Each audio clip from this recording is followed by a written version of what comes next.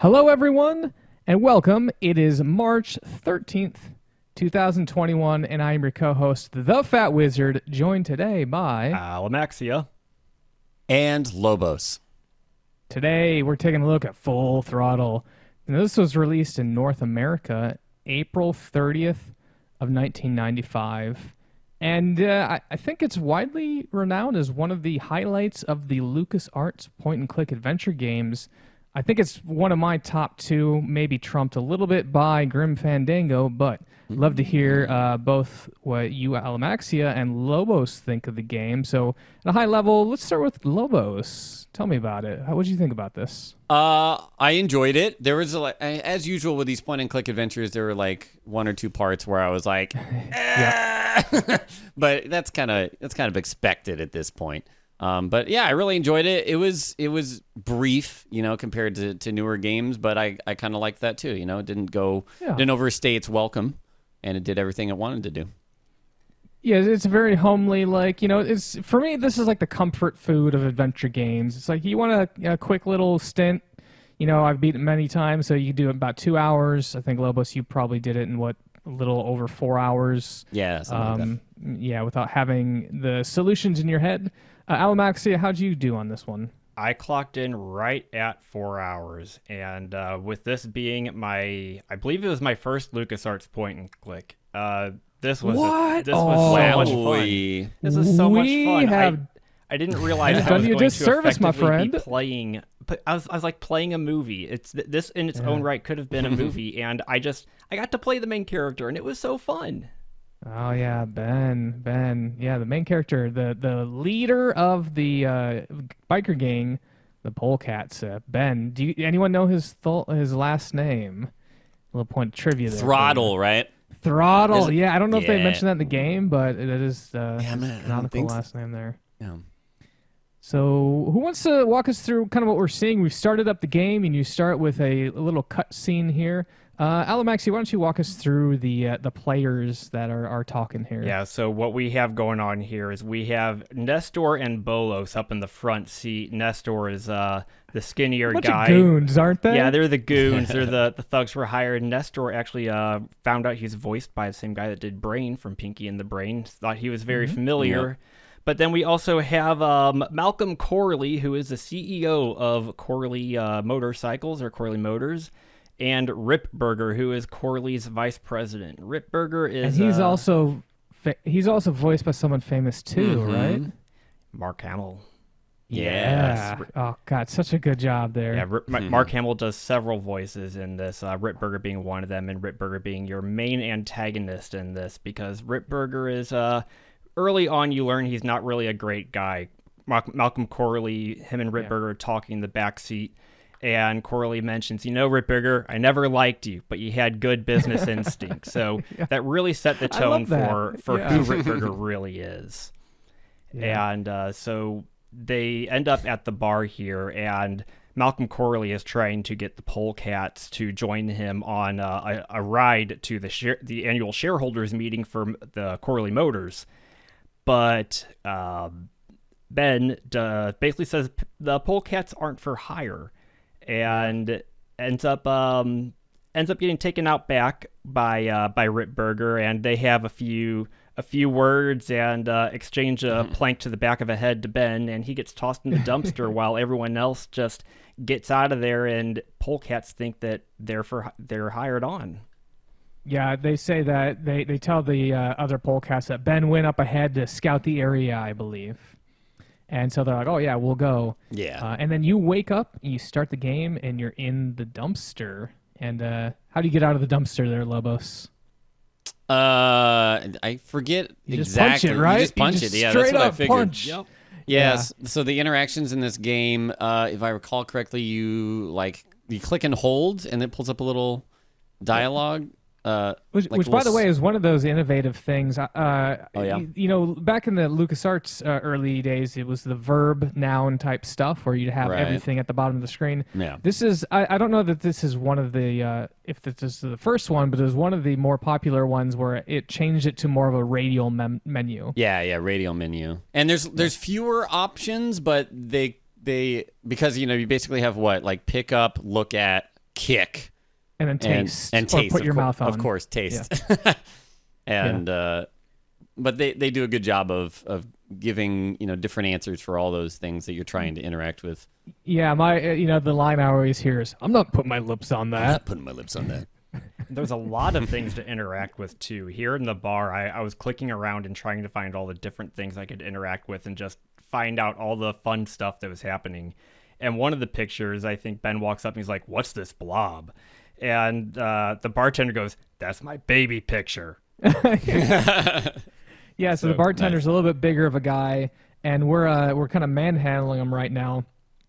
He's got some information about where his so Ben is trying to find out, like, hey, where'd the polecats go? Where's the keys to my bike? Oh yeah. And so this bartender's got this big like a bowl, what do you call it, like a nose ring that you put on a bowl.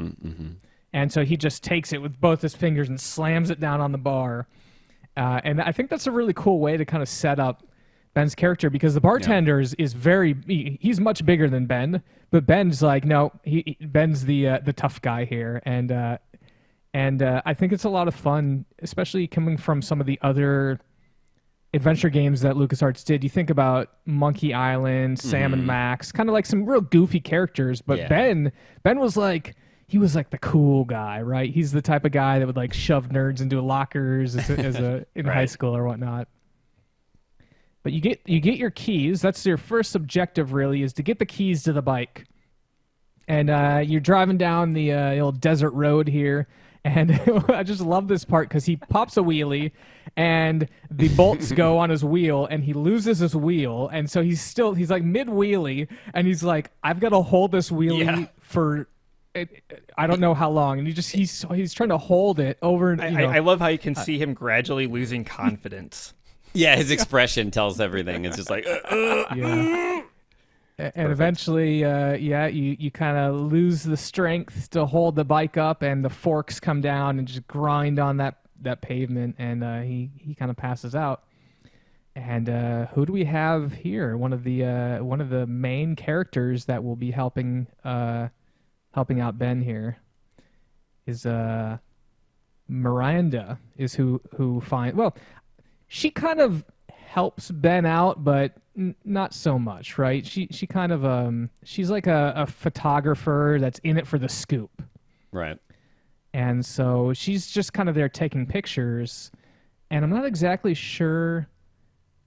Is Miranda bring Ben to Marine? Yeah. Or how does he eventually get to Marine? I think Miranda brings him there. Okay. Yeah. Okay. That's I believe it's for because she's there taking pictures, and then he kind of passes out again, and then you wake up there in Maureen's place. Right. And you see Miranda right outside. That's true. Yeah. We'll see her in a little bit, and we'll try to get a ride from her to the city, and of course she will claim she doesn't have a car. So Maureen is a really cool character. She is a mechanic, and she's like, hey, I can fix up your bike here, no problem, but I'm going to need a couple things. You're going to need some new gas. You're going to need some forks for the bike. And what is the last thing? Does anyone remember? It's a hose? No, it was you gas, do need a hose and her welding torch. Oh, that's right. Yeah.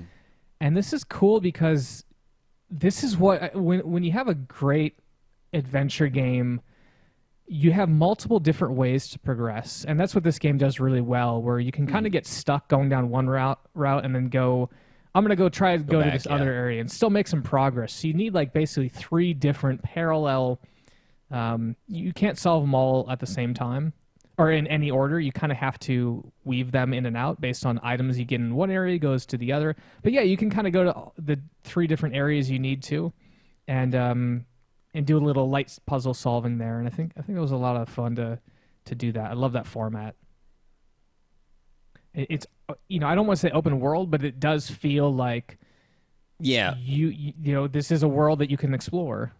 I never got the sense that like, oh, I got to go back here, and then now I got to go back over there. Like it was kind of like a one-time backtrack sort of thing in order to make that progress. You visit all the locations you can, and in doing that, you get things, and you're like, this will be for that in that other spot, and then it's more gratifying that way, I think. And traveling between locations is pretty easy, too, because you have, like, the little immediate area that you can point and click around in when you're kind of zoomed in on a house or something, but you walk away from that, and then you get the much larger view area, and Ben is little tiny, and he runs 100 miles an hour across the like an screen to get to overworld, the other right? part. Yeah. It's like a little mini overworld, which is cool. Now, I did want to comment real quick here. By the way, if you guys look up, if you want to take a look up here, right up there, we actually have a new TV, which a lot of the money we've been getting here has helped us afford the new TV. So it's a lot bigger. Very it looks cool. the same. It looks the same, but it's just bigger. Nice. And so, I wanted to treat you guys to something special here. Well, so, thanks. absolutely. I You hope paid you for enjoy those it. pixels. Yeah. Yeah. But I did want to talk to you about the game we're playing. So, actually, that we're watching. This is the original Full Throttle. So this was on DOS. They did release an updated version with widescreen support, and what they did is they did a fantastic job actually taking the original 3x4 scenes and extending the artwork actually to 16:9. So they didn't just stretch it; they actually added artwork, which I think was really cool. And I think both of you played the remake, right, guys? Yeah, I did. And I much preferred the art of the original. Really? Okay. All right. I felt I liked them both, and I actively, because the remaster allows this, you can swap between the original art and audio as well, and then kind of back and forth between the new ones whenever you want. So at various points, I would be like, how does this look in the original game in 4x3, and looked at it that way. It was a lot of fun. Now, don't let me forget, because there is one very important puzzle that the actual 16:9 kind of spoils. It's near the very, very end of the game when you were on the cargo ship. So please remind me to talk about this if I forget. All right, so Alamaxia, I'm calling you here. We are entering a little trailer home. Yeah. And this guy seemingly has the welder. Why don't you talk us a little bit about how we got in here? So after we talked with Maureen, she told us everything she needs. We come across this trailer, and this is Todd's trailer. Todd is the local junkyard guy, and he also apparently has a bit of a project going on in his basement. Art projects. Yeah, smart projects. After you knock on his door a couple of times, he comes up and he's like, hey, go away. So you do like you did at the bar. You fix this door with your foot. You kick it in, and then you end up knocking him backwards. And explore around his trailer a little bit. You can open up a few spots in there. I found, because I really liked finding those things to click on, found the refrigerator in the cabinet pretty quickly. The refrigerator had a slab of meat, and the cabinet had a lockpick in it. So you're like, what are these for? They don't really have any use here. But if you walk around in the room enough, you find an elevator that takes you downstairs under the trailer, and you find Maureen's welding torch down there. And all those wonderful, weird, strange art projects. And I think the moment you pick that up, you get instantly teleported to Marine, and Ben says, "Here's your torch." So you might not have got to. There's nothing else down there to really get, but if you didn't explore everything, you'd have to go back there and look at everything. So after that, I head on over to the water tower, because the water tower has a... Sorry, it's not a water tower. It's like a gasoline tower, but it looks like a water tower. Yeah. And there is a padlock there. So, all right, cool. We got a lockpick. Let's go ahead and open that padlock up with the lockpick. And the minute that you start climbing up on the gas tower, they have some cops that are in this hovercraft vehicle thing. And they are alerted to your presence. And so they chase you off. And so your task is, we need to figure out how to get gasoline without alerting the cops, right? Or do we? Lobos, you want to talk about how we get the gas here ultimately? Let's see if I remember correctly. Well, so you there's a little spot you can move around for a bit after you set off the alarms, and if you play around and walk around a bit, you can notice that there's a hiding spot in the back. Yeah. So you go hide. I do want to note that it's not like you click on an item and it says hide behind here. You actually just kind of have to move your character. So a little bit wonky, but... No, I mean, I got it pretty quickly because it's something that obscures your character. You can actually walk behind it and see, like, he actually goes behind it. So I was like, all right, I'll go try and go wait here. And sure enough, instead of them chasing you out, they're like, where is he? And then they land to come check it out. And then I think they just leave their hovercraft behind. Hovercraft there, yeah. And then you can use the hose, to siphon out gas from their vehicle. That is so cool. Yeah. I love that. It's almost like a bait and switch on the puzzle, because you're thinking, I need to somehow get gasoline out of this tower. And that's not it at all. You basically get gasoline out from the cops that land next to the tower. Hey, it doesn't matter how you get the gas. The fact is, we got the gas. And we now have 2 out of the 3 items to power our bike. I really liked that they had you use your mouth on the hose, because it was one of the few points in the game where actually using the mouth action was needed. But it took me a couple times to figure that one out, because I was like, attach the hose to the gas can or do something.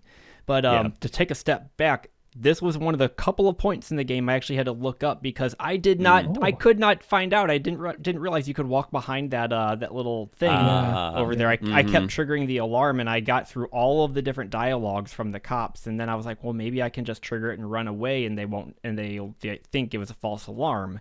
Well, I did have to do that, but I wasn't running to the right spot. Yep, I think I remember playing this when I was much younger, and I do remember getting stuck there, not realizing that I could actually walk behind there. And the last place we need to go to is Todd's Junkyard. So the actual junkyard, as opposed to his house that we stole the welding torch before. And now this one is a little tricky, because there is a grate that has has got like a little chain. You can pull on the chain, and the grate comes open. And so you're like, great, I'm going to go walk into the the junkyard. And, of course, not having that chain taut makes the door go down. So you're like, how do I keep the door open if I'm not pulling on the chain? Yeah, they do another switcheroo where you're like, I need to keep the gate open. Yeah. But in actuality, what ends up being is you use the padlock from the other gate, to keep it closed, which gives the chain, something to anchor on, and then you climb up there, which is like, what? Okay, sure. And I think it plays like a little bit of a spy music when you go there, right? It's like do do do do do do. So we're in the junkyard now, and there's a very angry looking dog here that's guarding. I love it when you first meet the dog. He's buried under parts, and you just see the parts move, and all of a sudden his head explodes out of here, and he's just like, there's just slobber going everywhere, and this dog is not happy. But that meat we found earlier is going to help. I sort of feel bad about what we're going to do here. So we threw the meat inside of a car, and so the dog jumps in the car, and the whole car is like shaking. So he's enjoying a nice feast over there. And then we go over to... By the way, this is also kind of hard to see. You go back to where you first entered the junkyard, and you have to kind of go work your way around these very narrow ledgeways. Does anyone else have issues realizing that this was a place you could go to up to the magnetic crane, or did you guys find that pretty quickly? It took me a few tries, because I kept trying to go to different locations, and I even saw it up there, and I was like, man, if I could just get up to that tower, but how could I? And then at some point I backtracked, and I was like, okay. I think it's in the game. It's sort of the lighting. It's a little dark there, and it doesn't look like a path. It looks like just part of the scenery. When you think about adventure games, they typically make the things you need to interact with pop out of the scene a little bit more, but this almost blends into the background. But in any case, we got up there, we took that magnetic crane, and we now lifted that angry junkyard dog into the air, and so he can't chase us anymore, and then we're free to, take the forks that we need for the bike back to Marine, no problem. So with that dog, that actually took me a little bit, because every time I tried to put the meat on a car, he was like, well, the dog's just going to eat the meat and then get me. That's not going to help.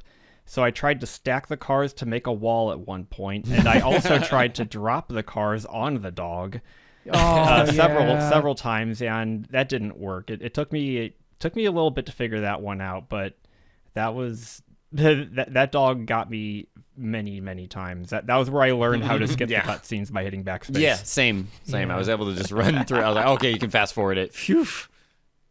That music would start playing, and you're like, oh, geez. Yep. Man, I can't believe you tried to drop a car on that poor dog. I kind of tried that too. I was like, I mean, what is he going to do? You got to get rid of the dog, all right? You got objectives to meet. I love this scene right here. So Maureen just souped up Ben's bike, and he rode off. Flames were all behind him. He set some stuff on fire. And there's just this scene of Maureen just gives us this like squint, like, I'm going to kill you. And just this rope on fire falls off behind her. Probably one of my highlights of the whole game right there was that scene for me. So what's interesting about this is we're kind of a third of the way through the game already. I like to think that there's kind of three main stages. There's this stage, there's the Poyahoga Gorge stage, and then there's the final stage where you have to break into the stockholders meeting there. So, it's just comfort food. Every time I finish the first one, I almost feel like I've beaten all the game I really need to. Like, I enjoy the second 2/3 of the game, but the first third of the game I always felt was just so strong compared to the rest. But now we see a very important plot point. Who wants to walk us through what is going on? Oh, I gotta close my eyes. No. Poor Malcolm. Yeah, at this point, they take a pit stop while they're headed back to their headquarters, and while Corley's taking a bathroom break, Rip comes up from behind and takes him out with the intent of basically inheriting Corley Motors and spinning it his way. Yeah, and it's kind of worth noting a little bit about what Corley Motors is. They're the last great motorcycle manufacturing company, and it's clear that is not how the other people, Ritberger, see this as the most profitable way to grow the company. They basically want to change it to a minivan making company because that's where all the money is. And so, right, they predict that too. I think some of his members are like, "Oh man, they're gonna turn it all into minivans," and then later he's got like a brochure and it's like, "Oh, look at all these great minivans!" Like, and you're like, "No." And so Malcolm Corley, who is the owner and CEO, I think he's the owner. He's at least the CEO of Corley Motors. He is basically was like the last. He's like the old guard, right? And it's cool the connection he has with Ben because they are very different in terms of appearance. Ben is kind of this rugged guy. He's always out on the road drinking, and he's got his leather jacket. And then you've got Corley, which he's a businessman. You see him, but at heart they're the same people. And I think that connection's really cool. So next up, we got a couple more bombshells dropped on us. Number one, we found out that Maureen is actually Malcolm Corley's daughter. So that would be Maureen Maureen Corley, the woman that just helped us out. And the other plot point there, or the note, is Malcolm used to call her the Diaper Dynamo. So we'll have to remember that nickname quite a bit later. Yeah. So Lobos, I want you to walk. I think the important thing I want you to talk about is the little mini game here. Oh yeah. Yeah. So let's talk about that. You walk back into the bar as you're heading, trying to catch up with Corley and company. And I don't remember his name. And why? So the reason why we need to go back to the bar is there's a roadblock preventing Ben from going through there. So he basically needs some sort of ride. So you go back to the bar to get a ride, but you meet this dude and walk us through what this guy's doing. Yeah, he's playing the game with a knife on a I don't five-finger fillet, right? 5-finger fillet, that's it. And he's messing up constantly. He's like, "Oh shit, my hand," and he's just doing it there. And you can talk to him enough and ask him to like show him how to do it right, and it actually will do a close up of your hand, and you can like click, and you're supposed to click in between your fingers, but you can also click directly on your fingers and just stab yourself a whole bunch, which I did. It's so good. Yeah. What? I did I both think ways. you have to talk to him. You have to say, "Let me show you how to do that," and he's like, Oh, yeah. not gonna happen." And you have to you have to say do it it like I 10 think times. 10 times, yeah. And finally, he'll be like, "Fine." And so I think we're coming up on it real close here. Yeah, he's like, if it'll shut you up, I'll let you do it. Yeah. One of the other things I really like about this bar is there's a TV with a news guy, a news anchor, and he's like, Malcolm has been found brutally murdered, and like his face just like, gets really really excited whenever he says says like brutally murdered, and it's just like really emphasizes those words there. It's great. So here we there's we got the our stabbing. Yeah, I'm stabbing poor Ben's hand, and it's cool because every place you not every place, but there's probably like 10 places. If you stab him, he'll get little wounds on his hand in various locations. Okay, so the next thing we want to do is we want to go talk to Miranda. Alamaxia, do you remember what we're gonna do here? Yeah, we just kind of walk around back the bar. It's the same place that Ben woke up after he was knocked out. Well, Miranda got thrown in the same dumpster, and Ben's talking to her, and she's like, "Those thugs took my camera, tracked the guy to Melonweed," and Ben's like, "Okay, fine." And she doesn't want to go there because she's afraid she's going to get killed. She's like, go get my editor. He's going to help out. Here's a fake ID. Get through the roadblock. So, and I love this. She takes out her fake IDs, and it's just like a roll, like like 20 of them there. It's like, oh, jeez. And just everything. I love the character development in this game. Like, this character is such a sleaze. Miranda's like taking photos of you while you're down. She's got all these fake IDs.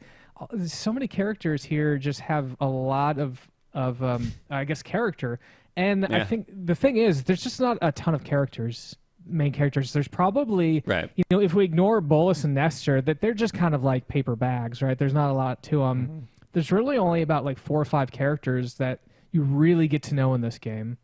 True. But yeah, again, because it's kind of a short game, I think that's the perfect amount of characters. Yeah, I feel like the characters that they did have in here were developed to the point where I felt like they had individual personalities and individual characters, rather than, I mean, if this is an RPG, you walk into a town, you have 500 NPCs, they all have the same personality. Right. Yep.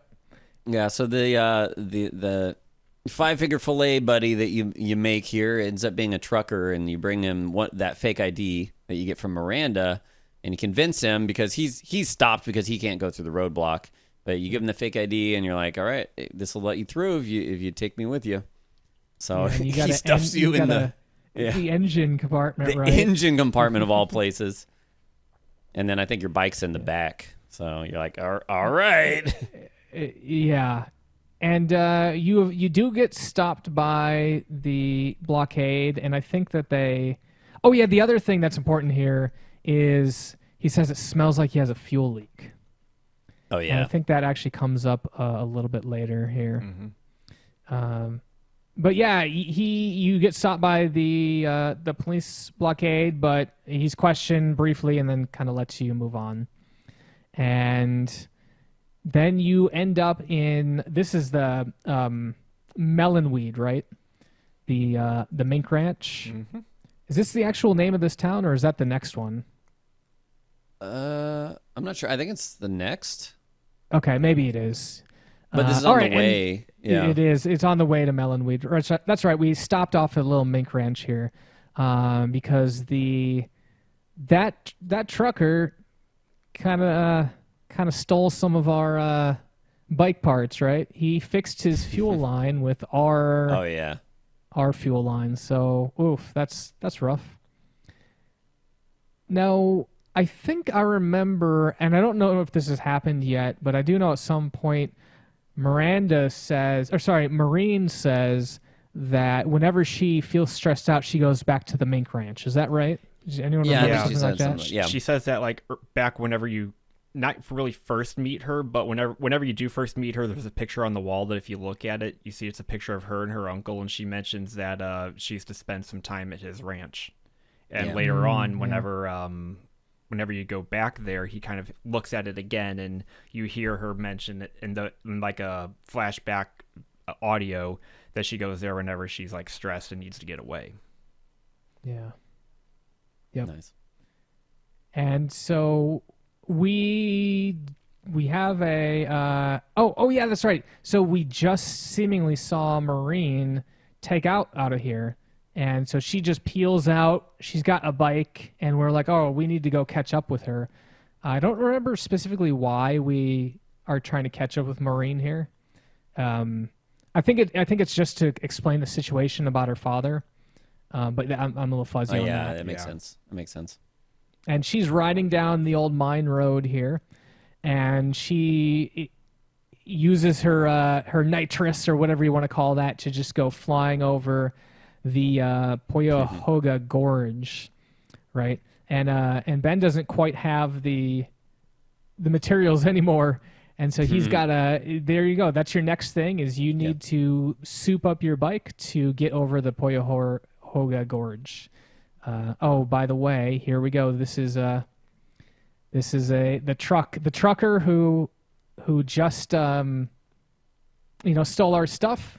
Yep. He's going to get what's coming to him. By the way, did you see what was on his right arm, Lobos? Wait, well, was it a Rebel insignia? Yeah. It's a Rebel insignia. LucasArts. There's a couple of references. One of the other references to Star Wars is, I think Miranda, she says something like, "Help me, Ben, you're my only hope." Oh yeah. when she was giving you her ID. So okay, a little cheesy, but yeah, okay, whatever. And these cavefish kind of remind me of Tusken Raiders too. Yes, Sand exactly. People, so. Yeah, so a little similar as we're hanging out on the old mine road, we're not quite to the old mine road, but we are still driving towards the Poyahoga Gorge. There's like another biker gang, and they're really weird. They look like sand raiders, and they have these real low rider bikes. What do they call these? Where you kind of like lay down on the bike as opposed to sitting up. Crotch rocket. And our boy the trucker, he kind of angers them a little bit, and they essentially blow up his semi truck over the bridge, the Poyahoga Gorge Bridge, and Now there's a huge gap between bridges, and we need to figure out how to clear that gap. Mm-hmm. He also unlatches his trailer when he's trying to combat the cavefish, which ends up dropping all this fertilizer on the ground. It's really weird looking fertilizer, though, but it's like it comes into play later. Fertilizer. Yeah. And so what you want to do there is you're going to want to...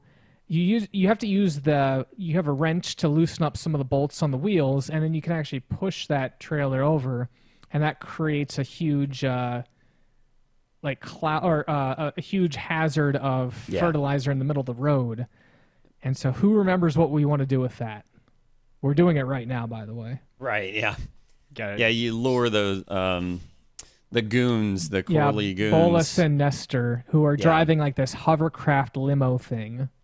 Oh, yeah, because you're looking for one of the parts, which if you go a bit further up the road, there's like a big sign that talks about, I forget the character's name, but basically the daredevil that jumps over the gorge. It's basically Evil Knievel, right? Yeah, basically Evil Knievel. And his name is like Ricky something.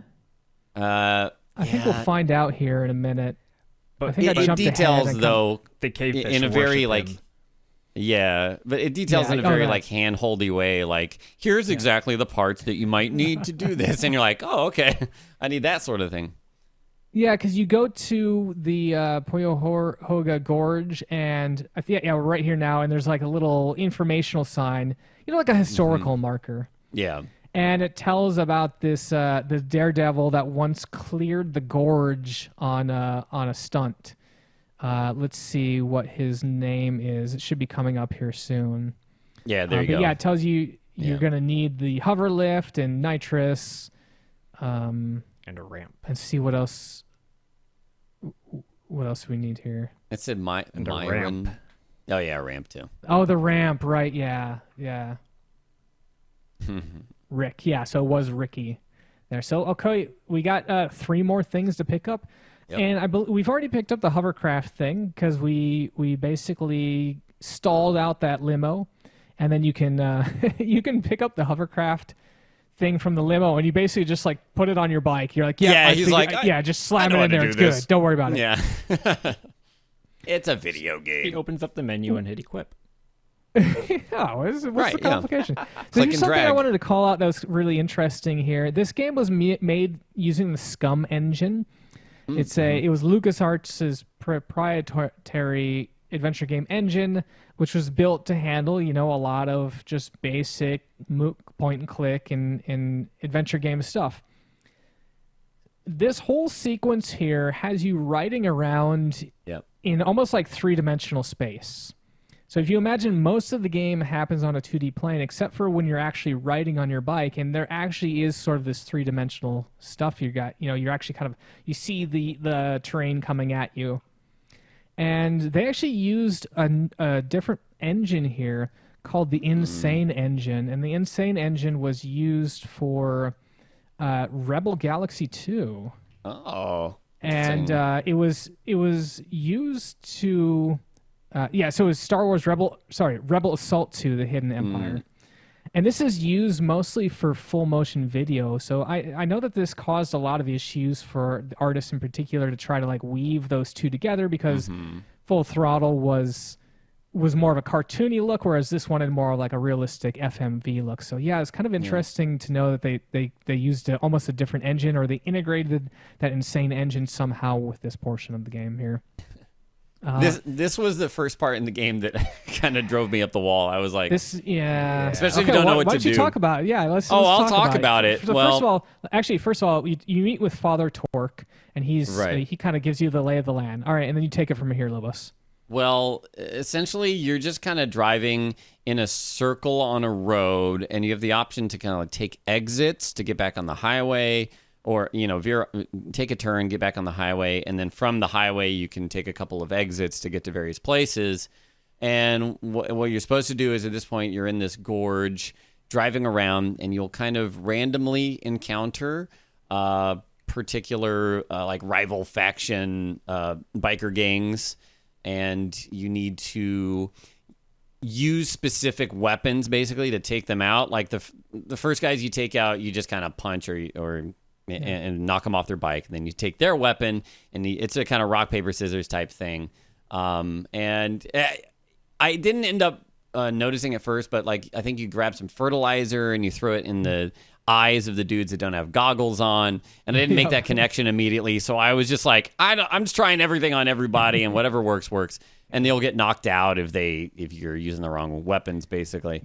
So it was a lot of just kind of trial and error. The one nice thing, though, is once you defeat an opponent and take their weapon, they stop spawning. So it's basically you have to continue riding down the road, and then another enemy will pop up, but it won't cycle through ones you've already beaten. So that's kind of nice. Once you know what you need to do, you just you can do that. And the last thing, the whole reason you need to do that is you need to get the goggles. Yeah, cavefish goggles. The cavefish goggles to find their secret lair, and that secret lair has the ramp you need. The ramp.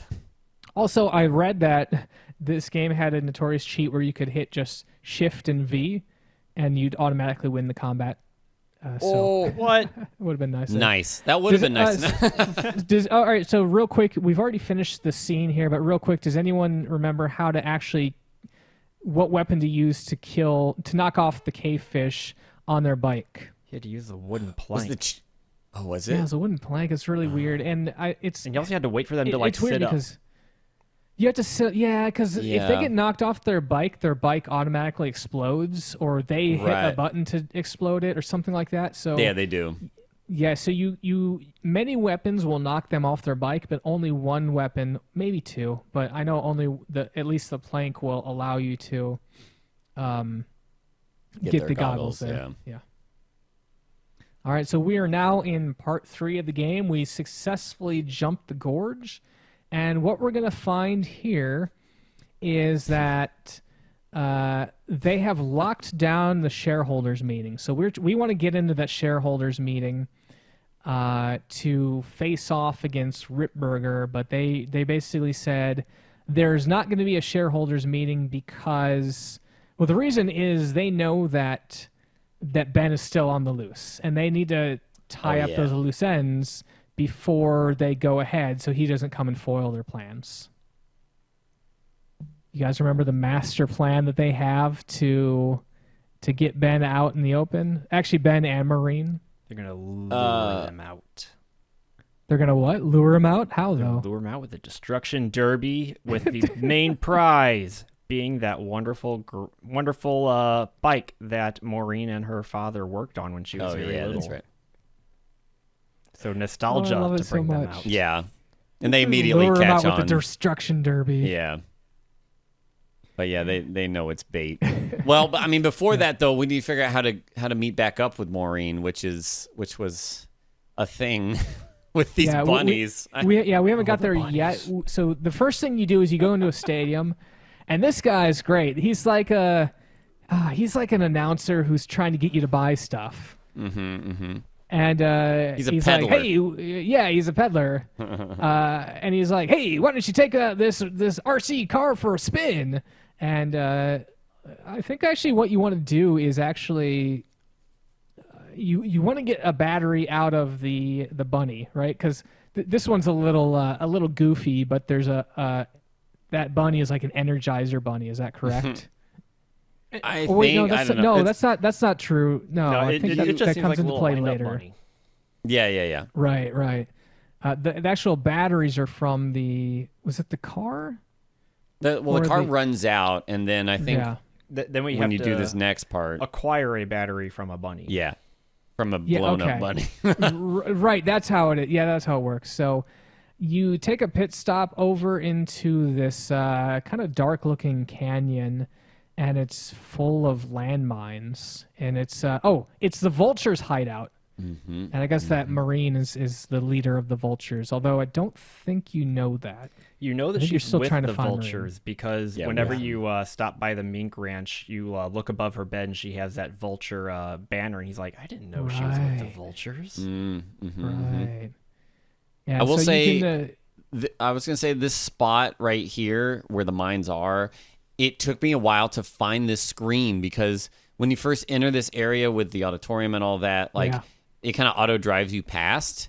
In order to find it, you have to kind of backtrack a little bit, and there's a little, it's like a break in the fence that you actually take down there. And so it took me a long time I was stuck here trying to figure out what to do.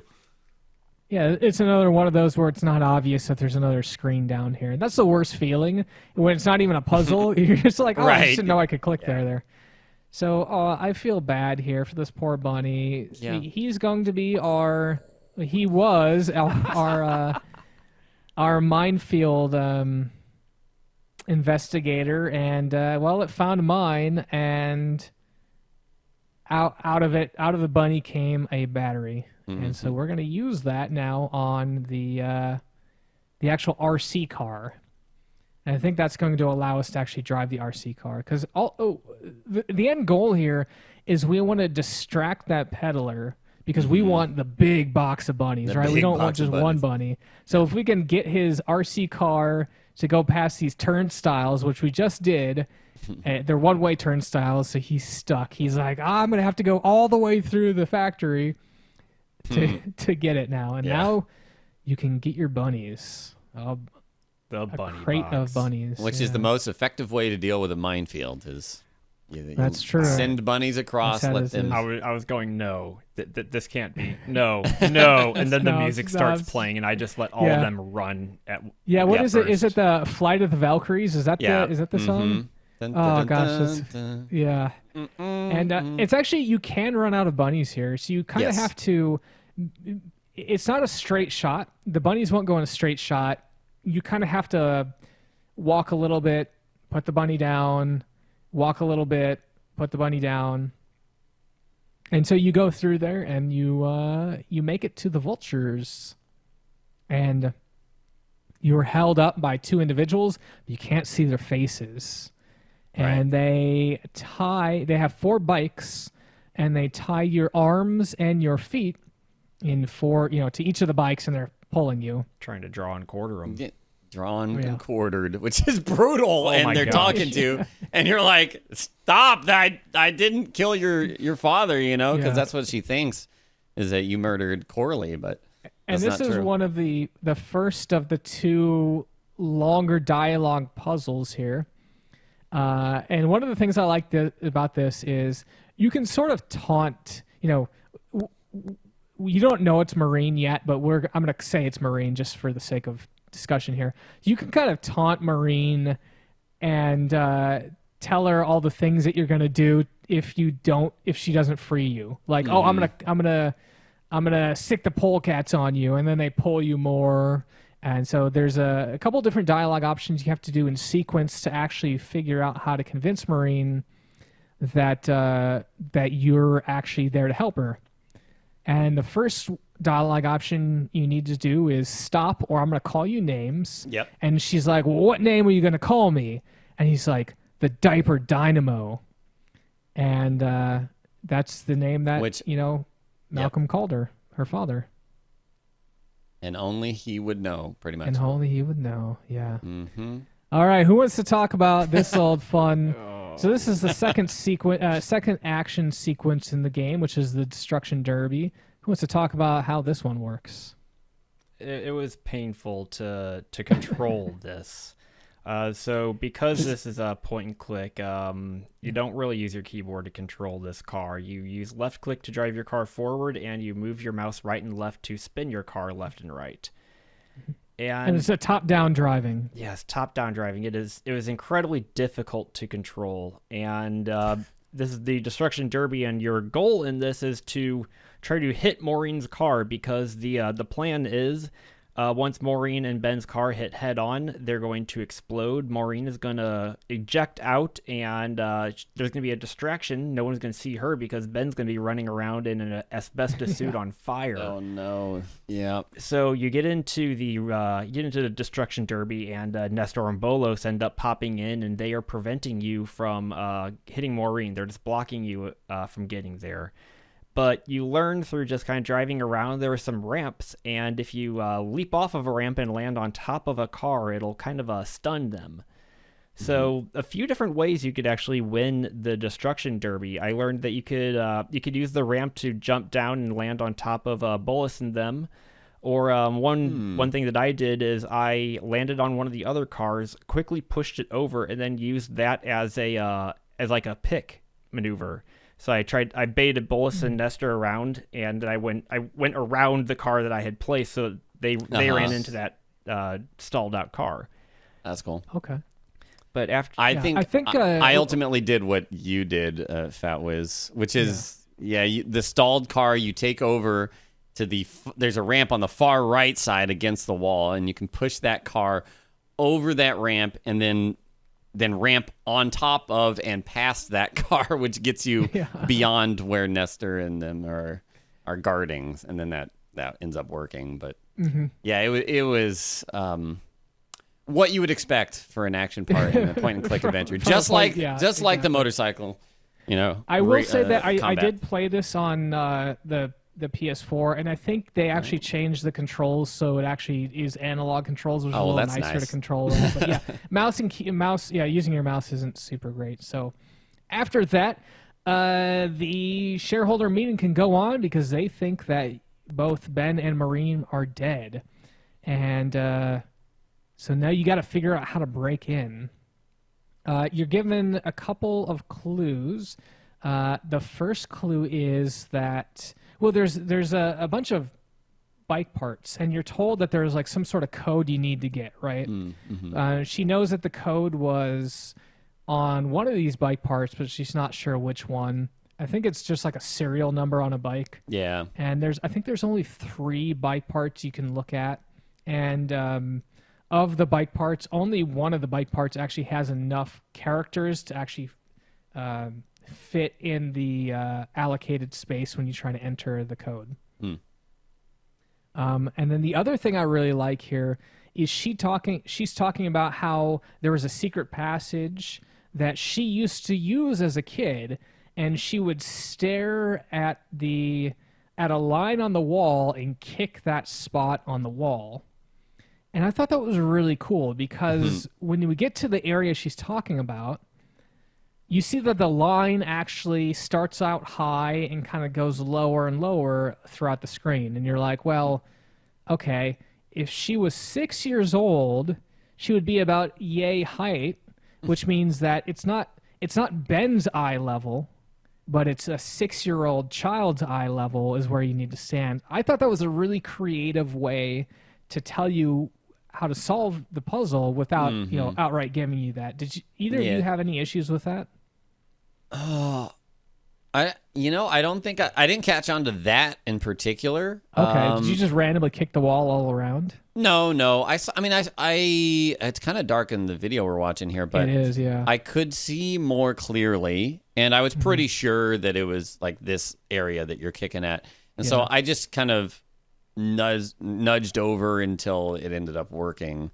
I did kick some other spots that had kind of lines coming down, but I was pretty certain it was this spot. So yeah, you have to wait for these meters to line up, and then you kick. But it was the timing of it that I was doing wrong, I believe. Okay. Which your kick needed. Yeah, I wasn't waiting long enough after the meters stopped. Gotcha.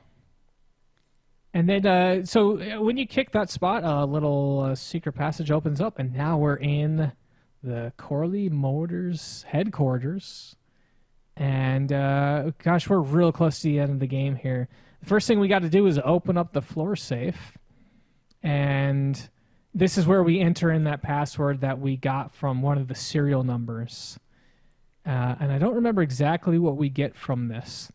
But while we wait here, I want to talk a little bit about some of the voice actors here. I thought it was very interesting is this got a bunch of big names in the industry, relatively speaking. And this is at the very start of that sort of like interactive entertainment having actual fully voiced things. And so they're able to get a lot of Screen Actors Guild members for relatively cheap because, people were like, hey, this could be the next big thing. So they got, of course, they're talking about Mark Hamill. They got Roy Conrad, which does the voice of Ben. And I absolutely love his voice because it's tough, but it's also sort of warm, right? And you kind of feel like he's a good guy. You see, he's not like the anti-hero. I feel. He's, at heart, yeah. Yeah. He's a nice guy that wants to do the right thing. But Max Payne's voice. A little bit, yeah. Oh, Max. No, hey, that was last month's episode. We can't talk about that anymore. Statute of limitations is up on Max. And so we're getting clips of Ripburger's speech to the shareholders, and he is basically saying, hey, our vision of the future is these minivans. And so we need to figure out a way to disgrace Ripburger here. So I did want to mention, out of that, we use that code to get Corley's will, which I believe mentions that he wants to hand over the company to Maureen, as opposed to, Rip taking over, Ripburger. Alamaxia, what are we going to do to stop down this shareholder meeting? Bug the lady that is managing the projector until she walks away long enough that you can make those pictures known. But this is one that I futzed around on for quite a bit and didn't really understand what I did correctly in the end to get it. Oh, really? I know there's a room next to her, because if you keep trying to walk in the room where she's in, she's called security, and security comes and shoos you away. But there's a room next to her that has the projector controls. Go ahead, Lobos. Oh, I did want to comment on the security guard, because I always like to do things until the dialogue loops. And in particular with the security guard, you'll call him, she'll call him out, and then he'll be like, there's nobody here. If you run away, you have to hide. And then next time, or after a couple times, he's like, is she flirting with me? And then he runs back, and then he comes out again, and he's like, maybe I should ask her out. And keeps going down this thought path. It's funny until eventually it starts looping, and I was like, okay, cool. So the clue here is you can mess with the footage, and she'll come and fix it, but she'll say something like, "Well, at least they didn't burn the footage, or at least the footage didn't burn." And so what you need to do is there's two levers inside of the projector place. There's the brightness of the light and the speed of the film. And so you need to max out the brightness of the light while decreasing or minimizing the speed of the film, which creates a very, very hot temperature, which basically sets the film on fire. And then you can go in and replace that stuff and show the videotape that Miranda took, right? Yep. That shows the murder of Malcolm by Ripburger. Which I don't think we actually mentioned earlier, but that was a thing. Miranda was like in the bushes when Ripburger sneaks up on Corley, and so she's got all these photos, and that's what you're putting on the reel instead of whatever Ripburger had planned. Yeah, and so he's basically showing all this this incriminating evidence and dialogue about how he's going to take over the company and mess over Malcolm, and he's basically showing that to the shareholders, and he's does like a quick, he's trying to save face. He's like, Malcolm was crazy. He didn't know what he was talking about. Yeah. But Maureen comes in and she rightfully stakes her claim, which is cool. I think it's a cool little twist where you're not you're the protagonist, but you're not like the main hero, right? You kind of like do your job and then you kind of fade off into the distance. We're not quite done yet, but I got the sense that it's like, all right, it's time for Maureen to take over. Right, yeah.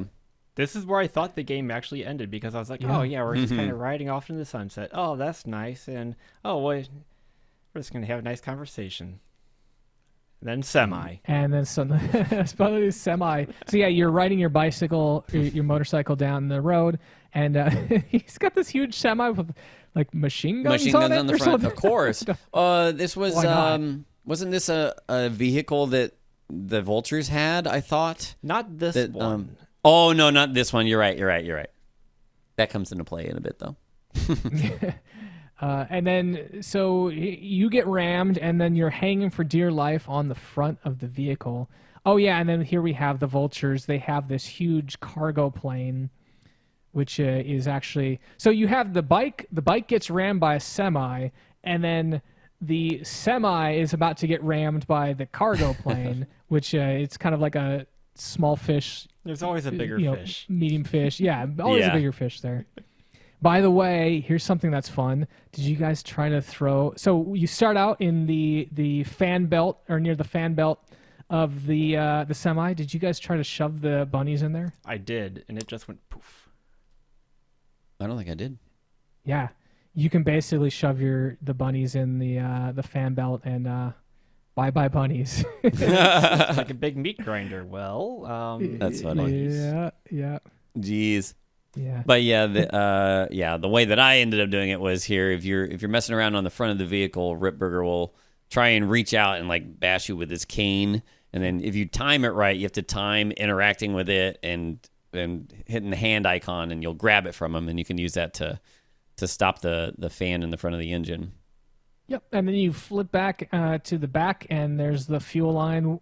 There's 4 fuel lines, and one of them you can loosen up there, which is going to cause a bunch of fluids to leak out here.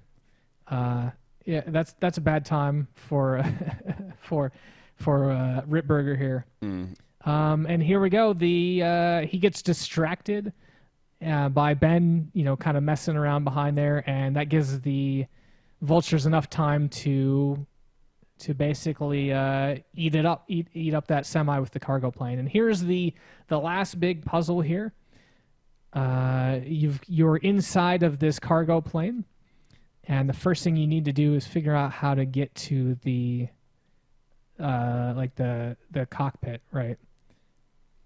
And as you're trying to does get anyone to the remember cockpit, how to do that? Well, you try to run across the room, and as you're trying to get to the cockpit, which there's a ladder over there, you start running, and then Ritburger starts firing at you from the semi. Yeah. Which I didn't really quite understand this part because he never hits, so you just kind of keep walking towards the ladder, keep clicking I at just it, kept going keep too. clicking at it, and then you He's eventually like, make well, it I over. can see you can't aim those machine guns, so as long as I don't stand in the fire, Right in the line of front of fire, I'm good. It's like a T-Rex. Just stand still and it won't see you. Now, here's one thing I think, unfortunately, I really dislike about the game because you have to go through. So we're up in the cockpit, and there's a bunch of different menu options, each with multiple branching sequences. Yep. Plus, you only have a certain amount of time to do so before, or to figure out the right solution before you crash off the bridge. And there's really no indication of what the right solution is. Yeah. Did you guys have issues with this? I had to look this one up. Oh, I got it pretty quickly because I was just kind of looping through them. I don't know if there was a more lenient timing on the later one, but I was able to go through pretty much all of them. I did have to, restart 2 or 3 times, but by that point, I was just looking for something, to stop the vehicle. And some of them were kind of misleading on purpose, but then other ones, like, I eventually got there. Yeah, same. And I think just that kind of iterated through the options and found it. Yeah. Okay. I think the solution is raise gears, what we wanted to do. Mm-hmm. And so that, because you're taxiing along on the freeway there, about to run off into the Poyohoga Gorge, and so by raising the landing gear, it just skids on the ground and stops right over the gorge. And the final area here we have is Ben is so Ritburger is hanging comically from like a little pipe on the semi, and By his coat, yeah. By his coat, and Ben is up there a little bit closer towards where you want to go and be safe. And it's just kind of climbing around, right? You don't want to, or I don't think you can save Ritburger, but he wants to make sure that if he's going down, you're going down too. So he's still shooting his gun at you. Mm-hmm. So this guy is being a real jerk. And then it's another console, I think, right? Yeah. Oh, Yep. yeah, that's right. Yep. Yeah, you have to. Yeah, I think he's actually hanging by a machine gun, so you have to retract the machine guns, which means he's not able to hang around anymore.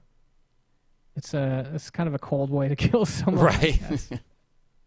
And Yeah, it's there it kind goes. of funny Yep. if you fire the machine guns, there is a little cutscene where it shows the machine guns firing, and then Ritburger's like, "Ha, nice, you fired it, great job." Oh, and I think the last thing he holds on to and he pulls is a license plate that says Corley Motors, and the phrase there, he looks at it, it says, "Can't beat a Corley." Wow. Oh, how good is that, right? Man. Brutal. Yeah. So All right, you so climb here's your the way thing I back. was talking Yeah. about. This Oh, is yeah. okay. So in 16:9, you can clearly see. So what you do is you go back into the ship, and on 16:9, there's enough where you can clearly see that there's a bike on the left side of the screen. But in 3x4, that is hidden, and so you have to get into your bike, and then that allows you to get out of the airplane faster than it is falling down. Yeah, it is kind of a weird thing, like where you're like walking around, and then if you step in the wrong spot, Yep. suddenly it's just like, oh, the whole thing falls down, game over, try again, and you're like, but yeah, after some trial and error, you get through it. Yeah, and it's only, at least on the 3x4, it's only when you move to the left side of the screen does the screen pan over. So I thought that was kind of interesting. I actually listened to the developer commentary on this, and that was intentional. They wanted you to have that moment of discovery where, like, oh, my bike! And so we've effectively beaten the game. We've got some cutscenes going on here. And we have Father Torque and a bunch of other characters we met throughout the game, and members of our Polecat gang. They're giving Malcolm Corley a nice little funeral session here.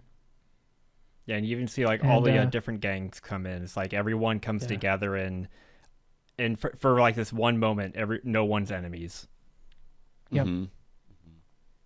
I think, and this end of the game gets me every time. I love it so much because Ben and Maureen, they're sitting in the back of the limo together, and they're kind of like, well, like what now? And you think like maybe for a fleeting second, like there'll be some relationship here, right? Like maybe they'll be together, and they're kind of talking about what's next, and she gets a phone call, and immediately it's business, talking about how to run the business, and kind of she's super preoccupied, and Ben just kind of gets out and leaves. Yeah. That's such a cool ending because it's just like they have their different ways in life, right? And she keeps talking. She notices, but she keeps talking. She's got a business to run.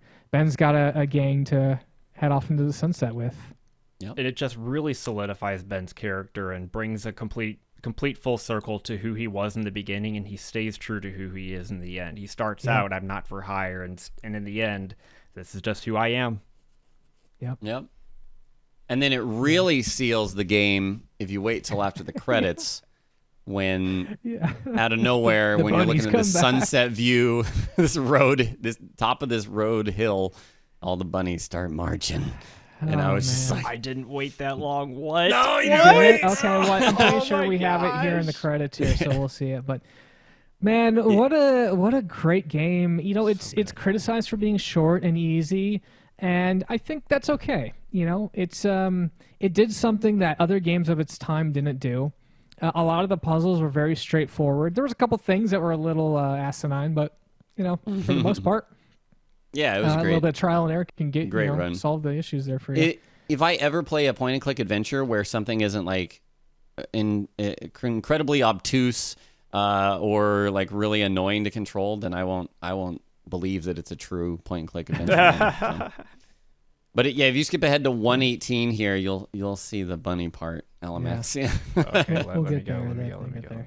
Yeah. Oh, the bunnies. Oh man, so good. Alamaxia, let's wrap it up. What do you think? Are you? Oh, by the way, I did want to say there was, for a brief fleeting moment, there were 2 sequels planned. Well, not like in succession, but there were 2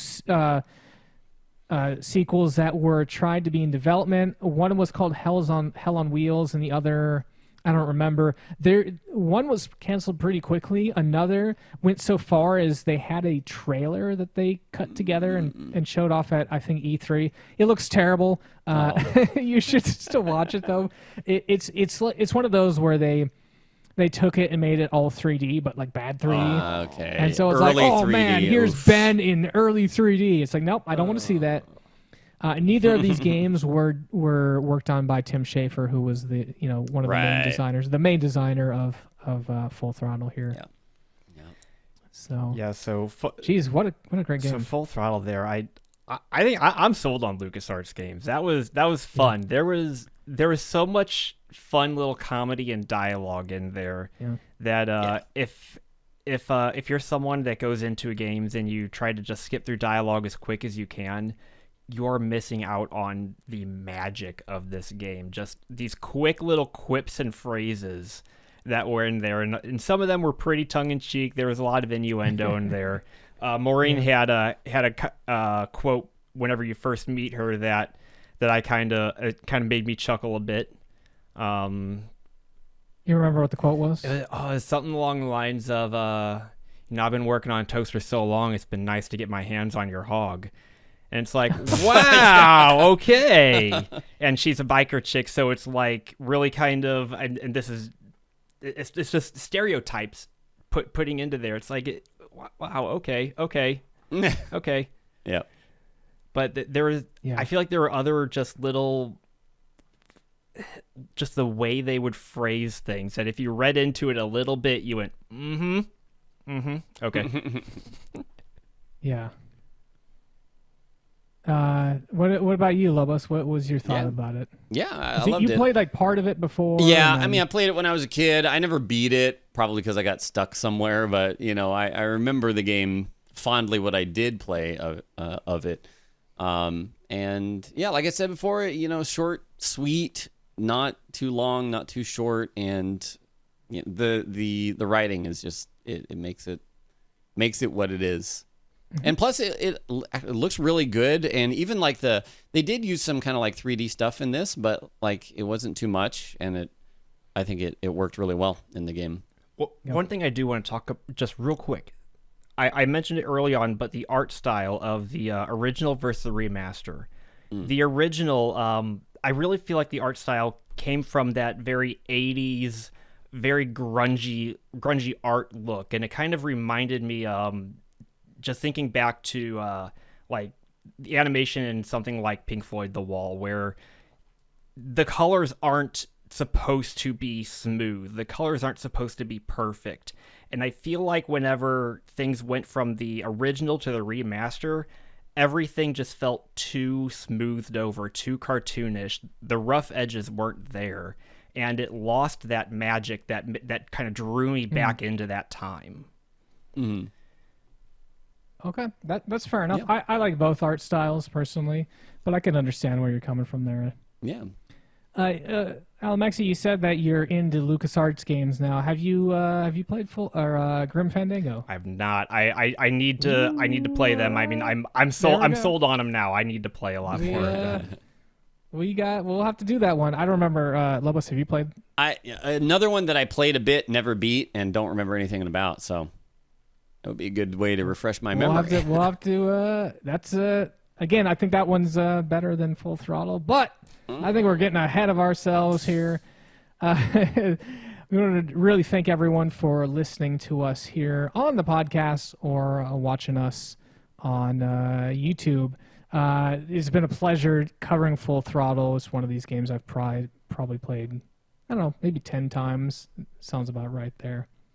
So, yeah, hopefully everyone out there enjoyed, listening to the episode here. And then, of course, a big shout-out here to our new Patreon supporters. We actually got a new one. I think this is month number 5 in a row. So thank you so much, Very Mitt, nice. for your Patreon support here. Thank you. Let's keep that train rolling. Let's keep those motorcycles going down that road here. The Patreon support is strong. Thank you so much, everyone. If you're interested in helping support the show, you like what you hear, you can get in for just $1. That's a pretty cheap date right there.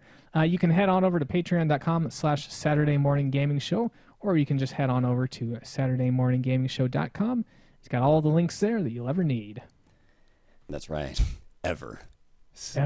So we drove around. We beat people over the head with the yeah. tire iron. We used like a 2x4 and a flail.